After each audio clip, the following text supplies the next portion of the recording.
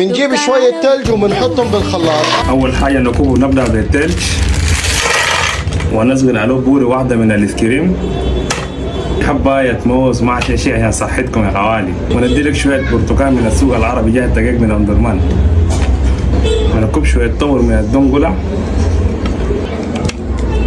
ونسقيه شوية عسل، وإن شاء الله الله يجعل أيامنا كلها عسل في السودان إن شاء الله بإذن الله.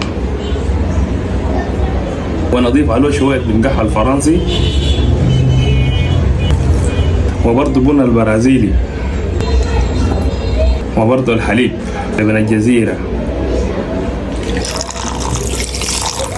شوية من اللبن بودرة. يلا آخر شيء شوكولات بس، يعني شوكولاتة دقوة.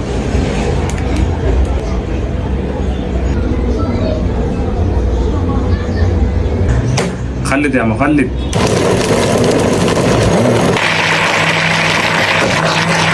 وصلنا المرحلة الأخيرة، يلا شوفوا عصيرتنا الجميل. يا سلام يا سلام يا سلام ما شاء الله. أخيرا وصلنا على نتيجة، نقول بسم الله يلا نذوق. يا سلام 10 من 10 very fair.